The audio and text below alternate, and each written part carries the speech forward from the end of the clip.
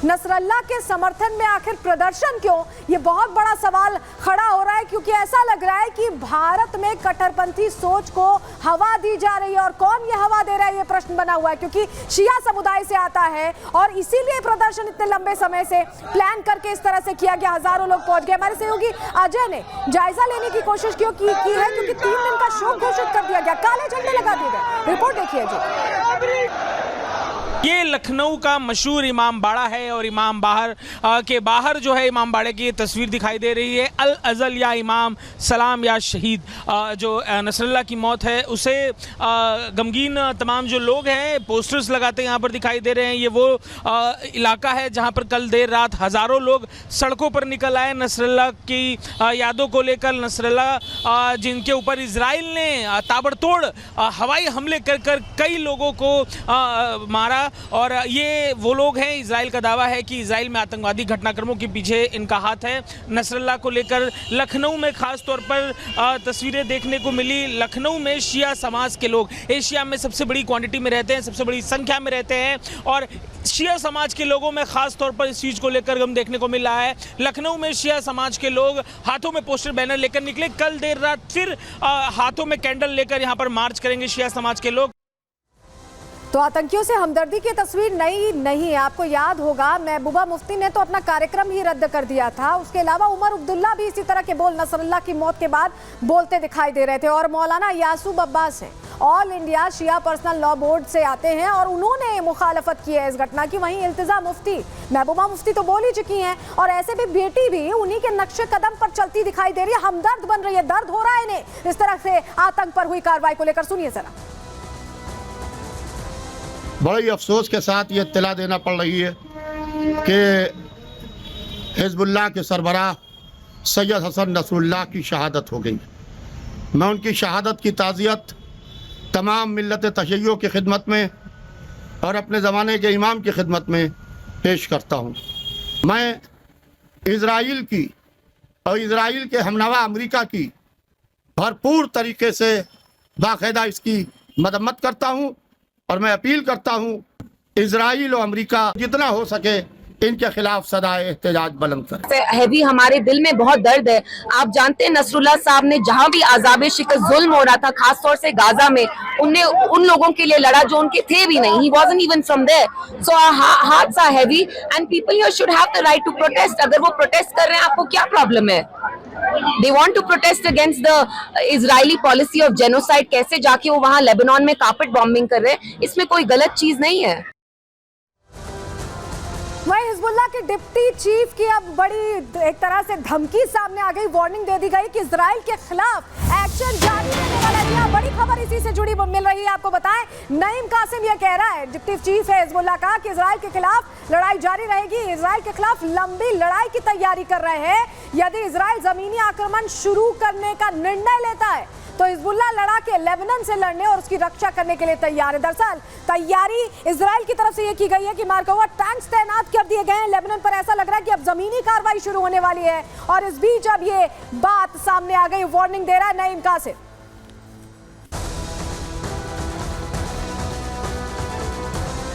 और चलिए आगे बढ़ेंगे, अगले सेगमेंट का रुख करते हैं, जहां आपको बताएं कि पाकिस्तान को कटोरा तो फुल हो गया है। जिस तरह से भीख IMF से मांगी जा रही थी वो तो मिल गई है, लेकिन ये भीख भी काफी नहीं है, नाकाफी साबित हो रही है।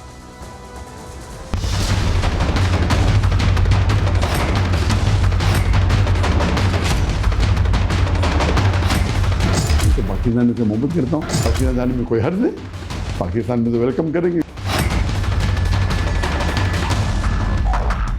जाना तो एकदम आसान है, बाहर निकलना मुश्किल है। उनके लिस्ट में तो नंबर 1 टायर है जाकिर नाइक की।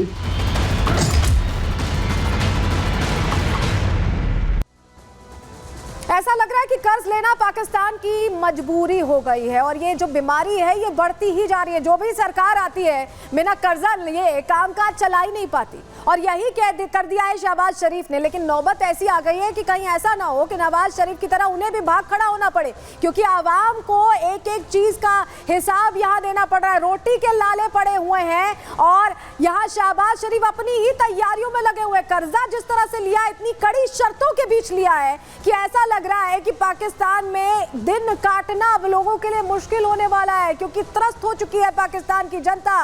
लेकिन शहबाज शरीफ को शायद समझ नहीं आ रहा है कि गले तक कर्ज में डूबने के बावजूद इतना बड़ा कर्ज फिर से ले लिया। देखिए, जो मिडिल ईस्ट के देश है वो तो आंखें तरेरते हैं, पैसे भी नहीं देते। और जब IMF से लिया है ये राहत पैकेज जो मिला है सो कॉल्ड, वो राहत देता नहीं दिखाई दे रहा है। क्यों मैं ऐसा कह रहे हैं, चलिए जानकारी जल्दी से अब आपके सामने हम रखेंगे, क्योंकि आपके लिए जानना जरूरी है कि कड़ी शर्तें जो लगाई गई हैं वो कितनी मुश्किल खड़ी करने वाली खस्ता हाल है पाकिस्तान। पैसे रुपए के लाले, लोगों को आटा लेने में भी दिक्कत हो रही है, रोटी के लाले पड़े हुए। इस बीच कर्जा तो मिला, लेकिन ये कर्जा काफी नहीं। क्यों? दरअसल पाकिस्तान ने IMF से कर्ज और राहत की यहां गुहार लगाई थी, मदद मांगी थी, कटोरा लेकर खड़ा था। अब दे तो दिया गया पैसा, लेकिन इससे भी कहीं कुछ होता नहीं दिख रहा है। प्लेट बदलेंगे अगली ग्राफिक्स की। अमित, आपको बताएं कि देखिए, IMF ने पाक के लिए सहायता पैकेज को मंजूरी दे दी।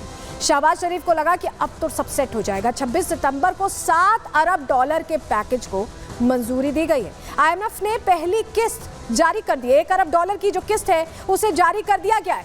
पाकिस्तान सरकार ने कर्ज के बदले सुधारों का वादा किया था, क्योंकि वादे लिए गए थे। पहला कर्जा तो चुका नहीं पाया है पाकिस्तान। ऐसे में IMF ने कहा था कि आप सुधार करिए तभी हम पैसा दे पाएंगे। खर्च में कटौती करने की बात कही गई, टैक्स और GDP अनुपात बढ़ाने का वादा किया गया, यानी सारा बोझ जनता पर डालने की तैयारी की गई।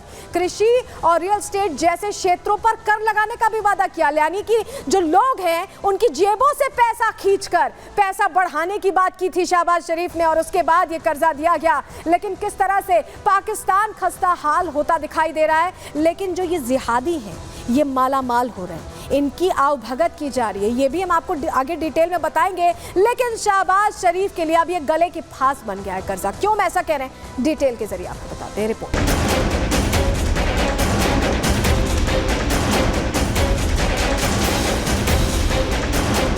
कर्ज का जाल, पाकिस्तान की आवाम कर्जा।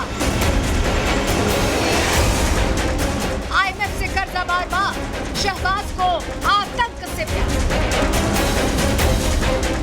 शहबाज कर रहे बड़ी गलती, शुरू होने वाली है उल्टी गिनती।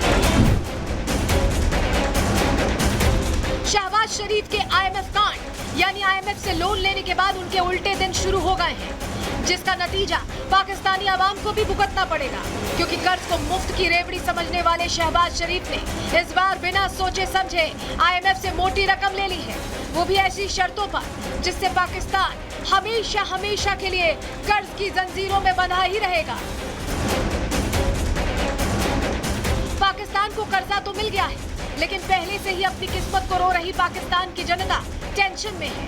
टेंशन हो भी क्यों ना, क्योंकि लोन लेने के नाम पर शहबाज शरीफ ने IMF के सामने अपने घुटने टेक दिए हैं। लाखों लोगों की सरकारी नौकरियों पर बनाए। हालात इतने खराब हैं कि आम तो आम सियासत करने वालों का भी पसीना छूट रहा है। कर्ज लेने के लिए शहबाज इतनी जल्दबाजी में है कि उनकी सरकार ने बकायदा इस फैसले का ऐलान भी कर दिया है।